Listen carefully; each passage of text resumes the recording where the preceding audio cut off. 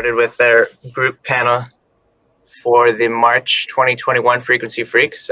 This will be our 5-year anniversary according to the website, so that's exciting. And I think it's a great opportunity for us in a big milestone like that to bring a guest on that needs little introduction, I think, to anybody that knows hardware synthesis. It's a great honor to have him here with us, James Cigler, and it's on the heels of the release of his Patch the Card game, Volume 1, that has really kind of helped modular synthesis, like myself, get out of creative blocks and reimagine the way that reimagine our relationship with specific patches and with our systems as a whole. So, I think many of the faces that our viewers are going to see on the screen at the moment are regular ones and ones that we see often. But maybe for those that don't know you as well as maybe they should, James, what's your MO? What are you all about? Well, thanks so much for having me. It's a real pleasure to be here. Even just getting to talk synthesis and stuff is always really fun for me. But I guess, my origins are with, playing in punk and metal bands and then kind of getting out of that and wanting to, write music on my own. And at the time, most of the stuff other than Pro Tools was sort of synthesis oriented. So I started getting into synthesis. I think Reason was probably the big gateway drug. And that started getting closer towards hardware synths. Then I think the next bridge was the Nord modular. And then the next bridge was kind of carpal tunnel and like getting really bad issues like patching late at night with a mouse. And then a friend of mine had a Eurorack system very early, like mixed analog systems or solutions and Doper. And he said, well, you should come over and check this out. And then I left trying to figure out how I'm going to put together the money to start buying all this stuff. And that was probably about 2006. I think I got my first module, found the Muff forum, and I was probably like one of maybe like 11 or 12 Eurorack people there. Like if anyone remembers Frack Rack, there was a good number of Frack Rack folks on there sharing a lot of good info, a lot of DIY stuff. And at the time, some new manufacturers were coming out, like Livewire and Plan B. I think it just shown up and started making modules. So, and they never had any manuals at the time. So I started making videos just to share that with people on the forum. And it was just like, I don't want to pay for hosting these videos. There's YouTube and Vimeo. I'll just put them on there. And that just sort of became the start of that. Started to balloon to where I started to get in touch with manufacturers. They got in touch with me and wanted to, help them show off features and things like that. My day job at the time was at Universal Audio, so I was going to NAMM every year, and I got to meet most of the manufacturers. That's where I met Tony and the folks at Make Noise, and that started a whole, I test things for a living. Do you need help with anything? And he said, I'm working on this weird sequencer, and it's all microcontroller based, and there's probably bugs, and that was Renee. And the sort of logical extension was, I'll make some videos, and I think that's what most people recognize my name from, was those 3 Renee videos. And then sort of just jump forward. Just I really love modular synthesis. It's just not only just the fact that you can structure signal paths and anything your imagination can think up, but also that you can really customize it to be an instrument that's the most inspiring to you. And to me, that's always like the thing that's really kept me involved with it. That, and it's such a cool community. Like it really is this thing where everyone is trying to figure this instrument out together. Everyone's kind of got their own version of the instrument, and we're all sort of figuring out our favorite ways to use it individually. And it's such a unique thing, like for the most part, people teach other people the guitar, but it's not like people are still trying to figure out, ways to play the guitar for the most part, or things like that. So that always was this sort of very interesting aspect of it to me. Of course, it always makes it hard. We're always changing our instruments around, so it's hard to get really good at it if we're constantly changing it. I feel like I off-tracked from my intro a little bit. No worries. No Okay. worries. It's all related. That's what these discussions are about. Good. Okay. Yeah, it's all related. My sort of growth of the system started to slow down. I feel like I was maybe lucky in that I got a lot of stuff early, and I sort of found the modules that I like the most, and what about certain modules I really like, to where I was kind of like, I've got what I feel like is my happy place of modules. I mean, there's always new stuff that interests me and I pick up and play with, but I kind of have this core set that always feels comfortable, and I haven't felt the need to like really, grow. And I mean, I think my most recent fascination actually is the 208. I picked up a 208R a while back, and it was one of these things where I started joking after the first night of playing with it that if I just bought one of these, or if I was able to afford one of those in the beginning, I probably wouldn't have got into Eurorack. It kind of is like this perfect configuration to me. It's simple and it's streamlined, but it's kind of caught all the things that I really enjoy. So I couldn't resist trying out the new 208C, the MIDI implementation and stuff like that. So what makes the 208R and the 208C? Sorry, what about it? Who makes it? I'm not familiar with that. Sorry, Buchla. It's like the okay, Buchla. Yeah. The voice aspect of like the music easel. That was the 208 module. 208R is a clone of the 1974 208 that was designed by Roman, who now does Black Corp, but was behind Sputnik, the Sputnik Eurorack modules. Buchla, the company's gone through a couple iterations. The most recent one, I think, is now just called Buchla, or Buchla and Associates again. And the 208C is their most recent iteration of it. Interesting. Now, a major reason I wanted to get you on the show, not just because the Patch the Card game came out recently, and we are having this milestone with us at Frequency Freaks, but was to have a sort of a broader conversation about games, chance, and randomness in musical composition and performance. And so I got a few of our local heroes together to have that conversation with you, and maybe we'll just have a brief intro. If the rest of the people on the panel, maybe starting with Paul, can just introduce yourselves briefly for anybody maybe viewing this from out of town that hasn't seen a Frequency Freaks workshop before.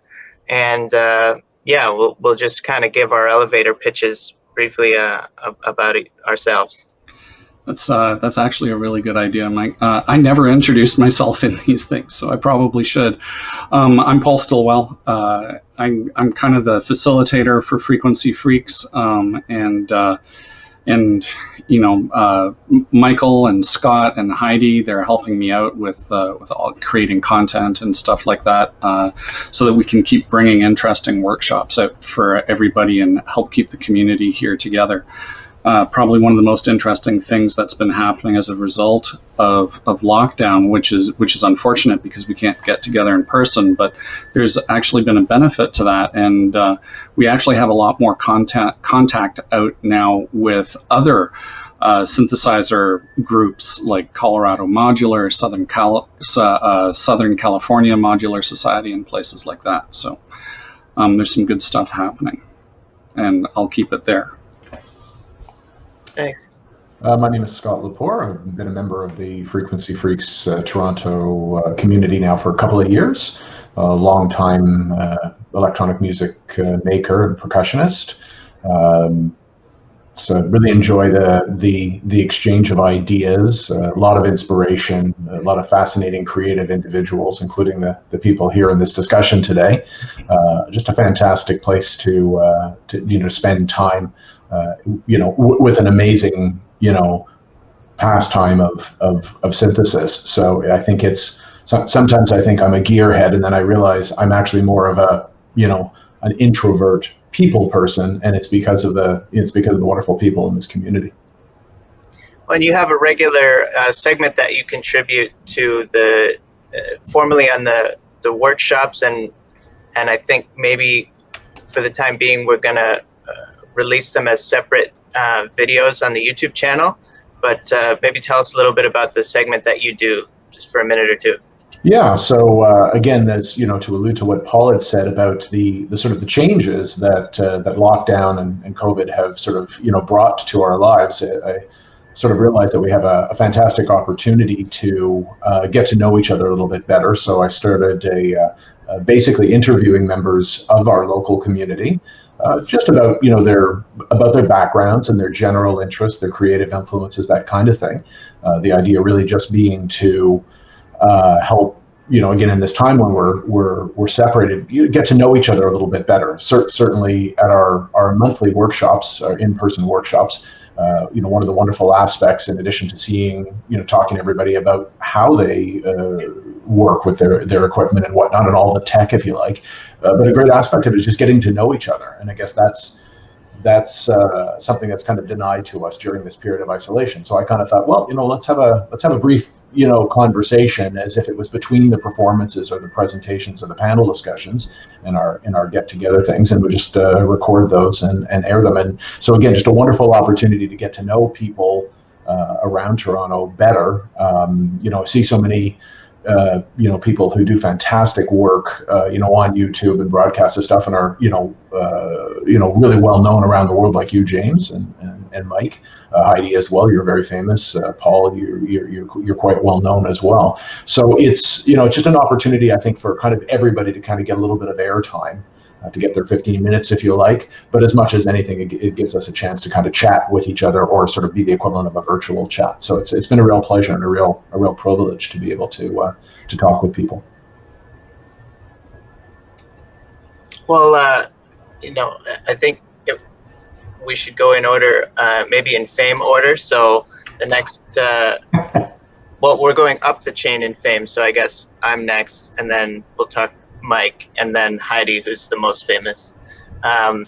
So stop it. I'm Michael. I've been part of the Frequency Freaks community since early 2017, and started out in acoustic music and jazz and classical music at U of T. I got a piece of paper from them in 2013, and that was cool. Ran a band for a while, and then started building a studio in my house, initially to try and save money on recording my band, because of course it was a large group, but my initial thought was that I would just build a studio so we could record the smaller things, like little overdubs and things. But then it turned into a passion for music synthesis and how much of these parts can I automate. And one thing led to another, and here we are, But it's a real pleasure to be at this point now where I feel like I can contribute actively to the community, instead of just kind of, I don't want to say taking, but, asking for opportunities. Now I can start to create them for other people. And I think soon enough, I'm trying to encourage more younger people to submit performances and submit just ideas for segments and things on here. And we've got some younger folks now that are and people from more diverse communities that are taking part in the Frequency Freaks community, and it's a real honor to be a part of that now. So that's been great.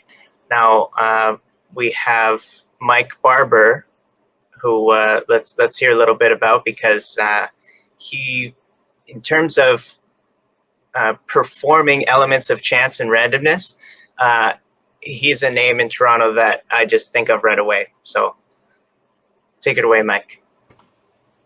Hi, so I'm Mike Barber. I'm a experimental composer and performer based in Toronto.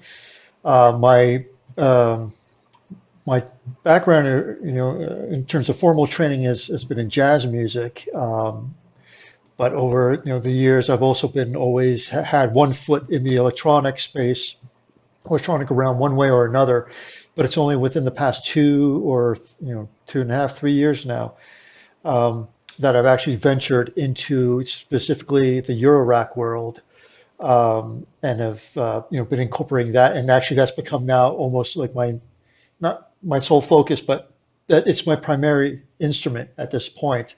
Has been shifted to the Eurorack synthesizer for creating experimental sounds and performances. Very cool. Now let's hear a little bit from Heidi. She performs under the name Bachelard and has appeared on Modular Podcast before, as well as some other live streams, and is doing sort of a semi-regular segment for us coming up. So Heidi, what are you all about? My name's Heidi, and like most of you, I started playing acoustic music. So I would say, one half of my musical life has been immersed in acoustic music. I play in traditional Japanese folk ensembles, and did Japanese drumming for a number of years. At the same time, I've been involved in exploring electronic music and have been using modular synths for about 6 years. And currently, I work as a graduate assistant at Ryerson University in Toronto, and I am part of the Alan Strange textbook reprint project, which I know a number of folks in the community know about and are very interested in. So I'm happy to talk about a little bit about that. And I'm very happy to be here today to learn from all of you and talk about chance and random and games in modular synthesis. Great. So yeah, now that we've heard from everybody and a little bit about what we do, there are a couple of things that I wanted to kind of address. So James and I are going to do a one-on-one interview for this workshop where we'll go deeper in depth on Patch the Card game itself. But maybe just James, if you wouldn't mind just telling people what is Patch the Card game, and why did you create it? Sure, yeah. So Patch the Card game, I was always mixed when I was trying to come up with the name of do I call it a game? Because it definitely has game mechanics and I wanted it to be fun. But it's primarily just a deck of cards, and I wanted to make it so where anyone could use them or play them however they saw fit. Everyone uses a modular differently. Everyone has a different creative process. Everyone has different needs when it comes to inspiration or whatever. So the key was, how do I make something that's inspiring in a multitude of different ways? And it started all just for me. I've been playing with modular synths for, I'm trying to do the math in my head. It's at least 13, 14 years. So I've got some sort of, well, I guess backing up a tiny bit, every musician or even just, I guess, artist, has their own style that I think comes from choices. If I sat down in front of any synthesizer, within maybe 30 minutes or something, I'm going to start making music that kind of sounds like the music I make with almost any kind of synthesizer. And I think that all comes from either conscious or subconscious choices or preferences when it comes to tonality or just technical process, or just finding those sounds you like and you kind of know how to find them. And over time, that just becomes very comfortable, and it's like muscle memory, like mental muscle memory. And where the idea for me that I needed to expand my sort of tool set or my muscle memory was hanging out with other modular synthesis in the Bay Area, and we would bring our systems together to see, and we'd usually have a lot of fun just patching around with other people's systems. So watching other people patch my system and do things with the modules that I'd never thought to do, not even complex patching, just sort of putting some controls in one end of the range and the other controls in another end at the guide. One was the angle on the DPO. For some reason, my default is to kind of put it in the middle and then play with it from there, not stick it all the way to one side or the other and start there and put the fold all the way up. And it was just sort of oh, that's a tone I've never gotten before, and I just didn't do it for some reason. So it was, how do I make a tool for me to kind of put me outside of my normal comfort zone and start with something out of left field and then hopefully learn something. So the idea of like flashcards, or it really started as just like this list of stuff that I'd like randomly decide, oh, FM drum patch, or one of the early ones was the Krell patch, if anyone's familiar with the Krell patch. It's just these things as like a starting point. So I'm going to sit down. I'm not necessarily working on music. I just want to play or practice really the modular synth, and I just need some direction, a starting off point. And as I started to put it together, I was like, I'm sure I'm not the only person with this problem. This could be really cool for anybody. And then once I kind of committed to that idea of like, oh, I could do this. I could make this. It changed the dynamic a little bit, but the goal was still there, was to kind of make this tool for practicing, learning, and expanding sort of understanding of the modular synth as an instrument, but make it fun, and make it playable over and over again. That was a key goal. And that's something that games are really good at. You play Monopoly, it's not the same game you play, every time.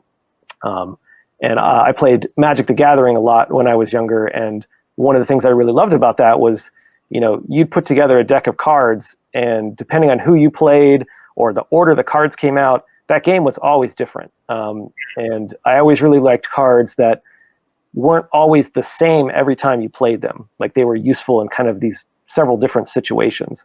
So that aspect of like designing something that is going to be different every time you play it, but also simple and straightforward, and not necessarily like as an obvious comparison to like oblique strategies. It's a creative tool that's printed on cards. That's by Brian Eno. Yes, and someone else who I sadly always forget their name, but they did it together. But I mean, one of the really cool aspects of those cards is it's open to wide interpretation. Like many of the cards are kind of non-specific, oblique, I guess, and open to our artistic interpretation. And I wanted to have that, but I also wanted it to be specific. Do a thing. Do this thing. Take an input and patch it to an output, or select a module and unpatch all of its things. But word it in such a way that every time you play it, it may not be the same module. It may not be the same connections. So even if you have 25 cards, which is what the Volume 1 is made up of, every time you play one particular card, it's going to feel and have different results each time. So that was sort of a key goal of designing it. I gotta say, this one is one of my favorites. Yes. What's that one say, Paul? It says, use only half of your modules chosen at random. Yeah. Another good one, or a sort of a key part of this was, making it so any kind of system, like the cards had an interesting result. So in like a larger system, that one becomes an important one because it just sort of helps you rein in what you're going to focus on. In a smaller system, it also, similar thing, but it challenges you to learn the modules in that system more, because you don't have the possibility of like, oh, cool, some of the random choices had VCAs or had some of the utility that you typically need in a patch. Well, I only have 6 modules, so now I'm working with 3. It's kind of a 3-module challenge. So it forces you to learn what those things are capable of deeper. So you very consciously avoided adding a card. Go out and buy some new modules. It's funny. I don't know why that one never thought to me. And then I can't remember if it was in the Make Noise stream or someone mentioned that. I was like, oh, that's genius. I don't know why I didn't think of that. But yes. Disruption. That'd be a disruption card. Yes, for sure. That's a disruption card. Yeah. Take out wallet, buy module. Yeah, and the graphic would be a burning dollar bill. For sure. And I like how some of these cards make you interact with the system physically differently. Like there's this abstraction card here that hopefully will come up on screen properly, but it's use no modulation, only your hands. And so what that makes me think of is, hey, maybe I'm only bored of this patch because I haven't touched it recently. Maybe I've got this spaghetti of wires in front of me, and it's sounding boring because I'm trying to automate too much. right? And so cards like that will just completely fix that in me. And there's actually a really cool piece of other hardware now that's out, called the Landscape All Flesh, that, if you guys have heard of it, are really cool because it plugs into the 3.5 millimeter jacks, and it allows you to make the connections that would have been made with a cable, but with your fingers. So your body's, I guess, something about the charge carrying capabilities of the human body, or any living thing, really. I wonder if you put like two paws of a cat or something on these all flesh, and if it would work the same way. But yeah, that card just makes me think of the Landscape All Flesh. Yeah, those it looks like some of us you have a set. Yeah, I have a set too. They're just in a drawer behind me. That's But wicked. Yeah, I'm a huge fan of those. I'm not very conductive. Oh, you're not? No. Except in your context, in which case you're a great conductor. Yeah. I was going to say you're very authoritative. I have a quick question for you, James. Yeah, absolutely. So the kind of the high level structure, the meta structure, with the different categories of cards, how did you come up with that idea? So that kind of came naturally out of the design. It was I've never designed a game before. Honestly, I never really designed anything to this level. Obviously been fascinated with design, particularly game design, for a while, just because I love games and the mechanics of games. But initially, the idea was, so the abstraction cards, like you guys have shown, they're all kind of like, this is use every cable you can. It's kind of like a rule for your whole patch, or like a framework to kind of put you in a goal-oriented thing, or just sort of like a structure. And the idea is that this would stay out, or multiple of them would stay out while you're doing your session with the game. And initially, that's kind of all they were. There wasn't different card types. It was just different abstractions, and the idea that you could combine abstractions. But I noticed it wasn't quite as dynamic. And it was like, once you've played the same abstraction 5 or 6 times, you started to kind of go to, I remember 2 times ago I did something really cool, and you do it again. So I was like, that's kind of what I was fighting to avoid, was this idea of going back to the muscle memory. I hate calling them ruts because they're not necessarily bad. It's just, I think on the PodMod podcast, I refer to it like a path through the forest. You know your paths, and you just go back to the comfortable path. So I was like, all right, well, I need this aspect of cards that will get me to choose something that I wouldn't think to choose. It was sort of like the abstraction ones, or at the time it was just those cards, where all right, let me sit down to do something I may not have thought to sit down to do. But now how do I make something that will get me to make a choice, a very specific action that I wouldn't think to do? So, and those felt like really different cards, and you'd use them in a different context. So I was like, they're just 2 card types. Again, going back to, Magic the Gathering, there's concepts of permanence that stay out and kind of have an effect all the time. And there's also the concept of, just these sort of one-shot cards. They do something, and then they're out of the game, or they're just in a discard pile. So I kind of borrowed that kind of concept. And then as I was making more of them, I was kind of like, I see kind of 2 trends here. I'm making ones that are like kind of disruptive to what you're doing. That's where that name came from. And then there are some that are kind of just small evolutions, or not drastic changes in theory, but they might have drastic changes. They usually weren't interacting with like patching or unpatching something. And it started to feel like there's subtractive and additive was kind of the thing. And since I already felt like macro. Yeah, exactly. So since I already kind of had this feeling of like, well, those are disruptions, the opposite felt like, sort of progression. And then to some degree that then further informed how I developed more cards. It was kind of like, okay, now I have this concept of these 2 different types of progression and disruptions. So now let me think more about, well, what other actions could be something that's like the progression flavor? What are some other ones that could be in the? So it was really interesting as I designed it, and it was sort of like the need for something would come up with an idea, and then that idea would then inform, more ideas, or create a structure for developing more ideas. So it was a really interesting process, this kind of like iterative design. And every time I kind of come up with a new idea, once that idea felt good, it spawned a structure to, create sort of more ideas to around sort it. of encompass it like a bucket. And with the next sets, do you imagine do you conceive that you'll be adding, again, sort of more buckets, more high-level constructs? Yeah, so I don't know if anyone's noticed, there's 4 colors in the corners.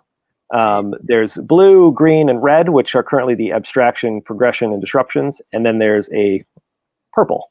So the volume 2, which is coming close to, at least design-wise, done, will add a 4th card type, which I kind of want it to be a little bit of a surprise, but it adds a little bit more to the game aspect and tries to make the play a little more dynamic. So if someone wants to really fully have the cards driving their experience, it kind of adds, again, a big thing for me is replayability. I don't want someone to buy this, have a great time with it for a week, and then go like, yeah, I'm not learning anything anymore. Mm-hmm. For me, like, I still learn things playing it, and I'm probably 80 plus, maybe 100 plus hours of play testing. Like, I really play tested it a really long time. So that's always like the ultimate goal is like, this should be as useful a tool as the modular for that kind of length of time. So what this 4th card type will do is just kind of, again, make each session feel that much more different. Well, and of course, it increases the range of options, exponentially, right? So, and yeah. Just a quick question. Sorry, Mike. A quick question for you. How many sets do you currently conceive of, and is there a bound to that? I guess there's no real bound. I kind of always conceived of 4. There's just for like between the card types, the colors, it just sort of felt right. And I also didn't want to get to the point where I just started making cards just to make more volumes. Like, I wanted each card to really be a significant good card, and it was really interesting. Some ideas I thought would be great, and then I'd play test them and like, this is terrible. It either is like super duper disruptive, or there's kind of only a couple options that you could conceivably think to do. So it really doesn't end up giving you a lot of variety. It's just kind of like, oh yeah, so there's 3 things I can do when this one shows up.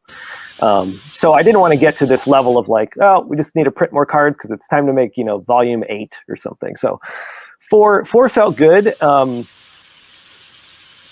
I feel like with volume 2 completes the kind of idea, adding the 4th card type and everything. So I'm kind of designing volume 2 to where if there was no more volumes after that, I felt like it was complete. So that's kind of my goal for volume 2.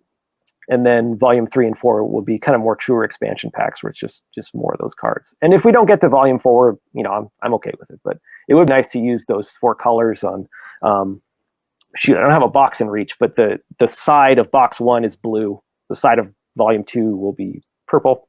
And then if there's a 3 and 4, they'd be red and green. So that kind of bundled it all up. One thing that the game does that I think is really necessary in using your modular is it imposes constraints, right? And so because with a modular synth, the best thing about it can also be the worst thing about it, where you have a ton of options and you have a lot of choice. And these are instruments, but I really think of them as like environments that give rise to instruments. I usually think of the patch itself as the instrument that you've made for the day.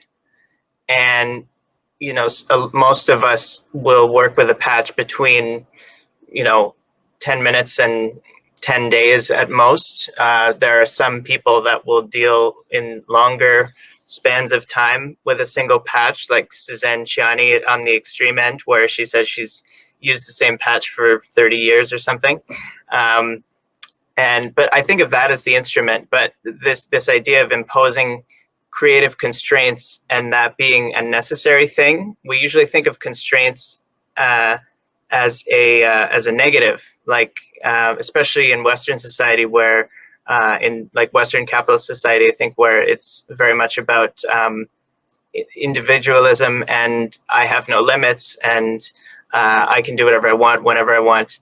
Well, that can also be terrifying because, I think if comparing it to like careers and things where now nobody knows what they want to do with their life because they have all of these choices about things that they can do, right? Whereas 200 years ago, you did what your dad did.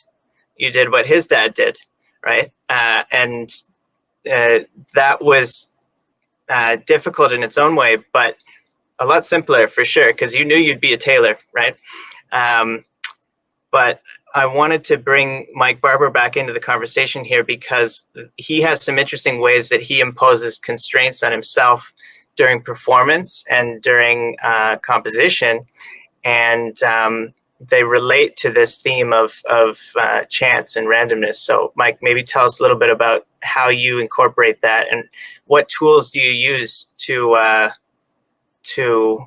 kind of limit yourself in a positive way. Yeah. So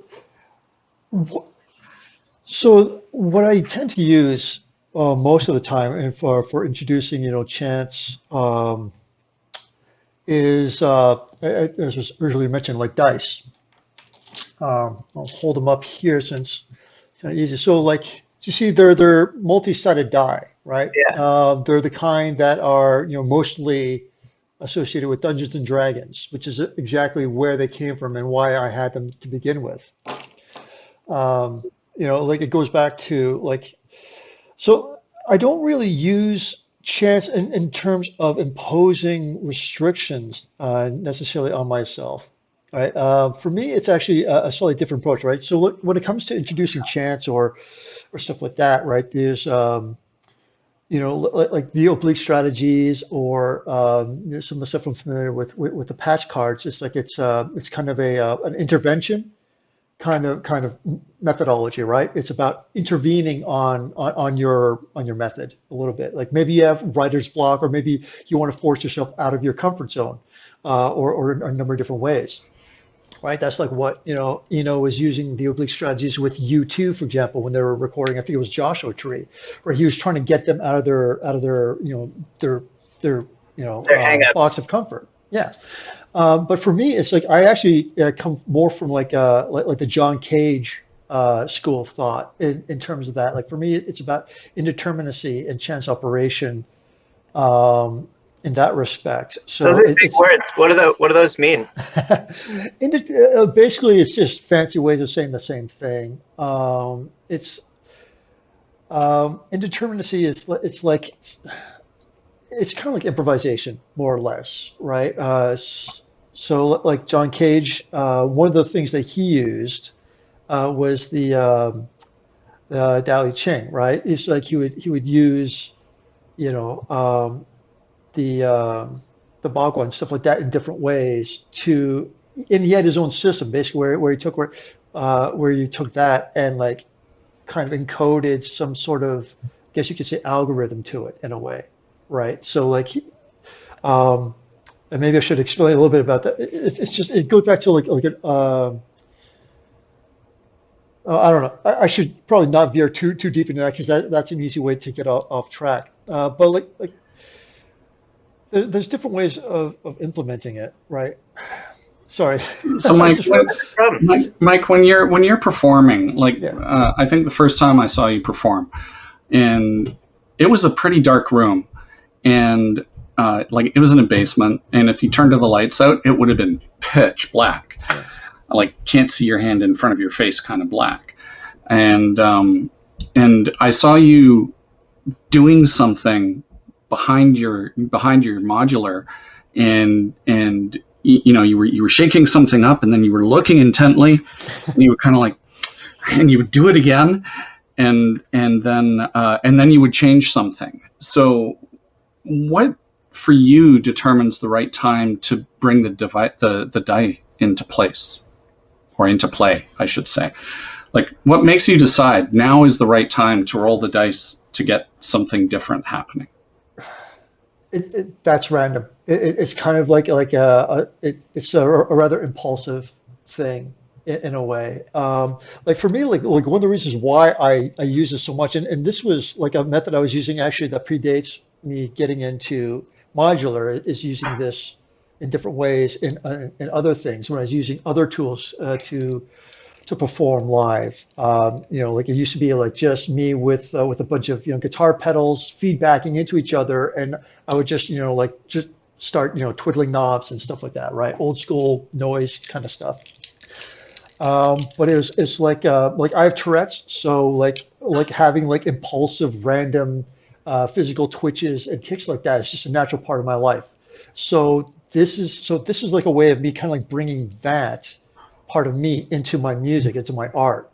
So like having like a tic is just, it's an impulsive thing. It just comes. So it kind of like more or less I have this like built-in random clock in a sense that I just decide, okay, let's roll these dice, and I'll decide, for example, there's an eight-sided die, which is sometimes good, for example, if I want to change something in a sequencer, like if it has 8 steps, I'll roll the die, and like the number 1 came up, so that means I'll change something on the first stage. I'll roll again, and it'll be the 4th stage that I'll change.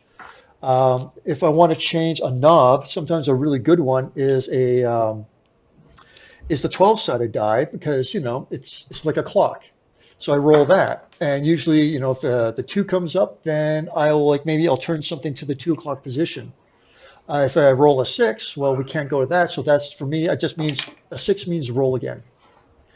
So there's different things like that comes up, and when I do it it's just kind of random. I just decide it feels right, because again, it's like randomness is great for as having it's almost like a second performer playing with you in a way, right? Because as a jazz musician, when you're performing live and doing improvisation, you have at least usually one or several other people playing with you, right? So like I usually played in a trio configuration, and so we always had each other to constantly push and pull ourselves in different directions.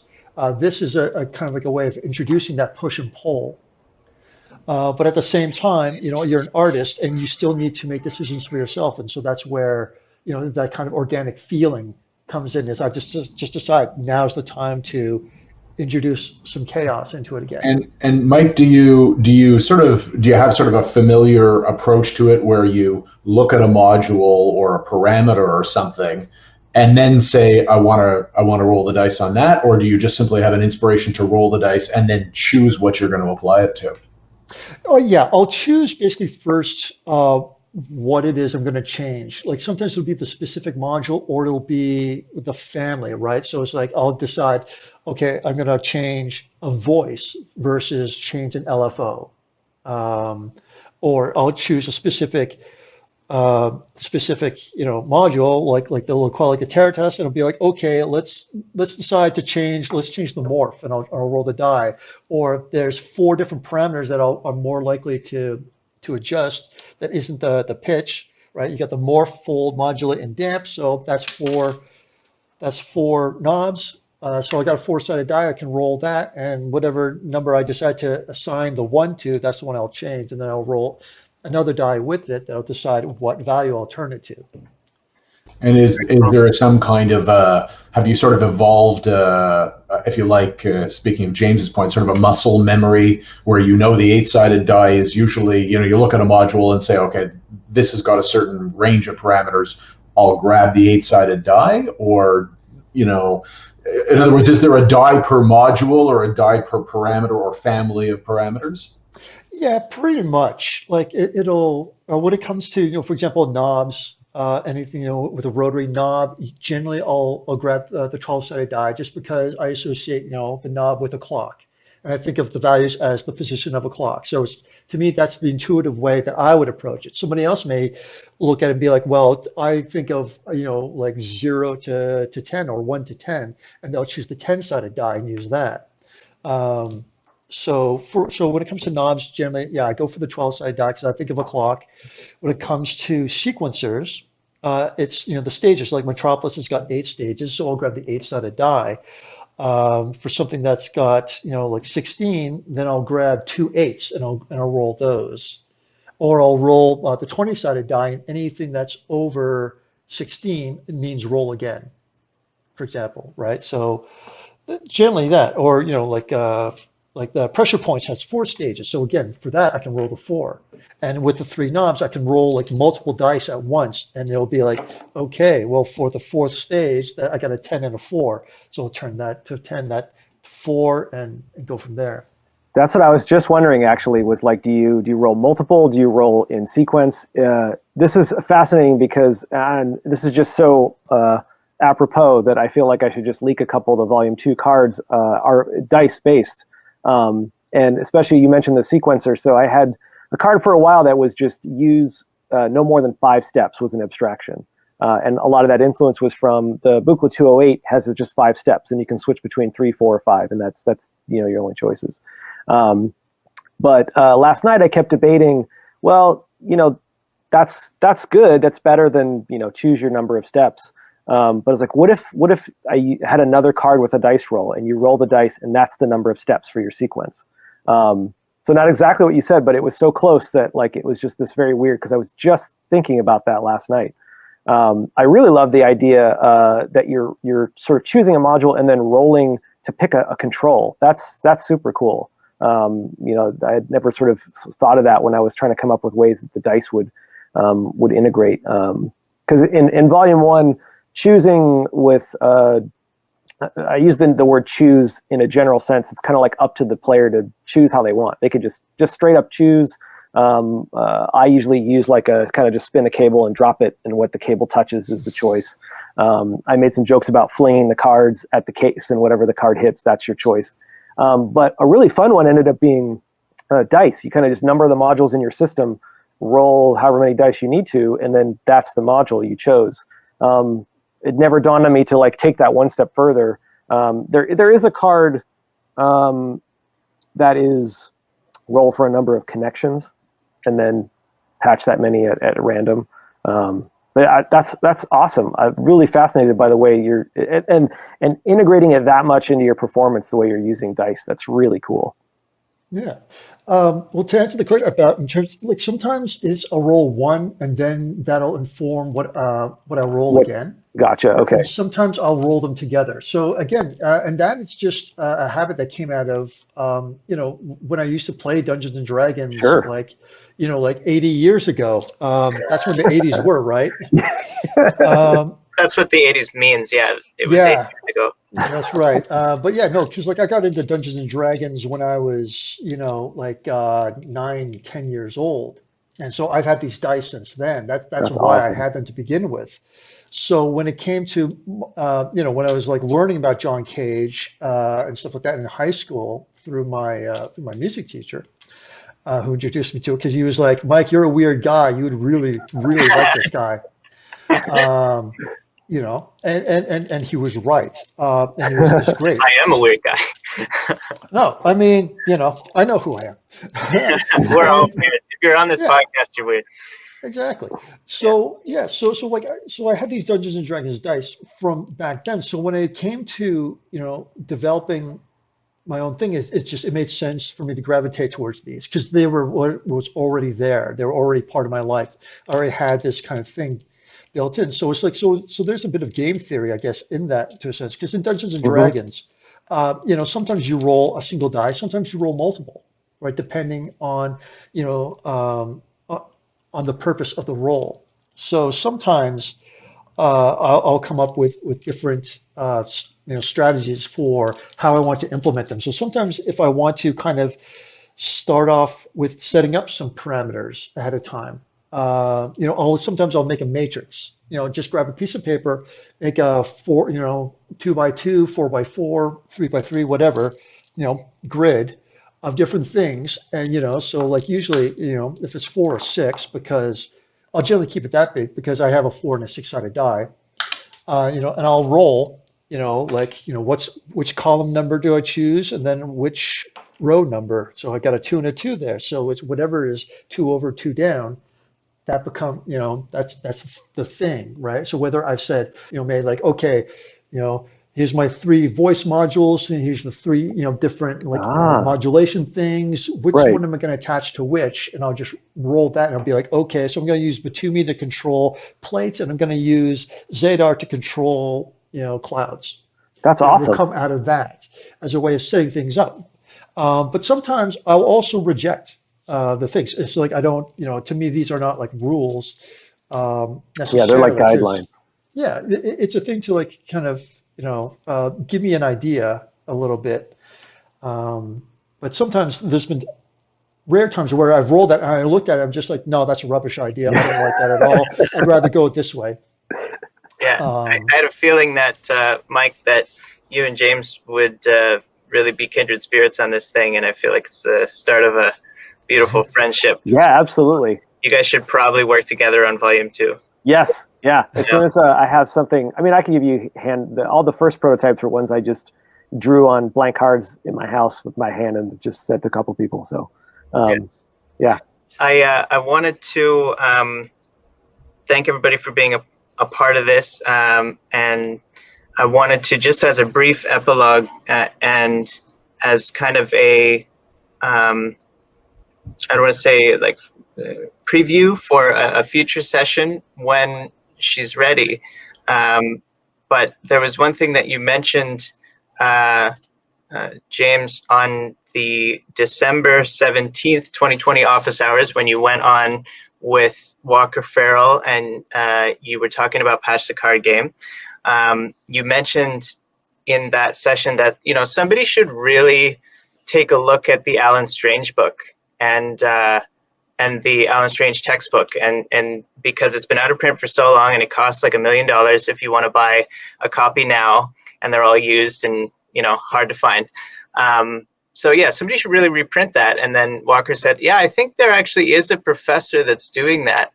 And so Heidi actually works with said professor on that project at the right now. And so, yeah, I'd love to hear from you, Heidi, and James, if you have any questions or anything, personal experiences with the Alan Strange book that you want to talk to Heidi about, now would be a great time. Sure. Sure. I'm so excited that that's happening. I mean, I was able to finally procure myself a second edition that I treat very, very gingerly. So the fact that you guys are doing, my understanding is a hardbound, a spiral bound. It's kind of like a table, like your sort of workbench copy, and regular paperback, I think is amazing. Like, it's such a great book. And I think subconsciously, like maybe, when I was thinking of this game, it was coming from how I would go back to that book for ideas. It's just, I mean, aside from a great, really wide introduction to synthesis, particularly modular, but it kind of applies to anything. There's just some really great ideas in there that are not ideas that even if someone, had been using Reason or SoftSynths for a long time would think to try. It's just, I was just reading it again the other night, and it was just sort of, there was, I forget what page it's on, what the figure is, but it was a drone, and the drones are my thing. So I was just really surprised, like I hadn't done this, where it was 3, and I also put my oscillators in intervals like this, but it was, like I think half, quarter, tuned intervals for 3 oscillators, and then you had 3 corresponding modulators to filters.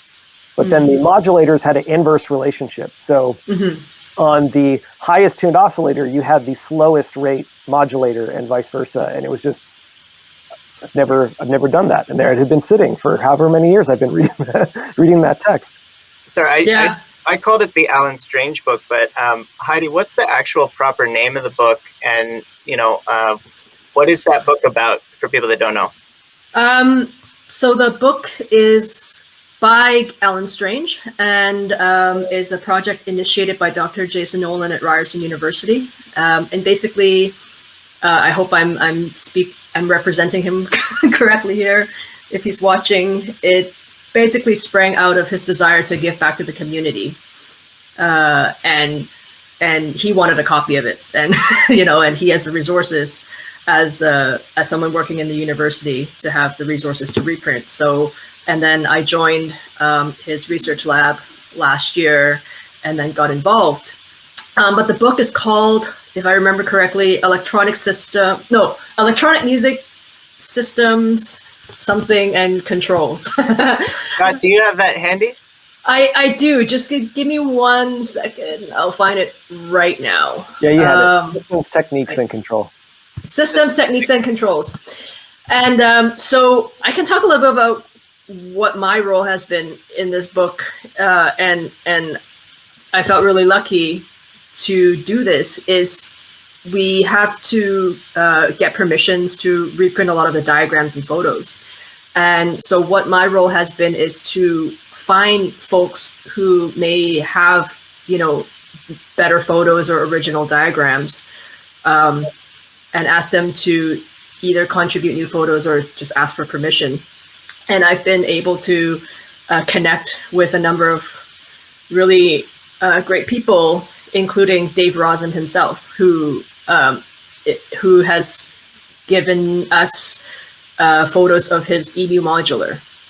And we've been working with a couple of folks involved in the MEMS project who are actually trying to explore the Buchla system, and they're going to be helping us with updated photos of the Buchla modules. I've been able to reach out to just folks I found online. I'm like, hey, you have this amazing photo of this, really old, obscure piece of gear. Can I use it in our reprint? And as soon as they heard that it's for the Alan Strange textbook, they're like, totally, use anything on my website kind of thing. So I've been able to get to know and connect with a lot of people and to get them aware of the project as well. And so as I'm working on this book, I'm also reading it myself, and I've been sort of working through some of the patches in there, and they are really educational.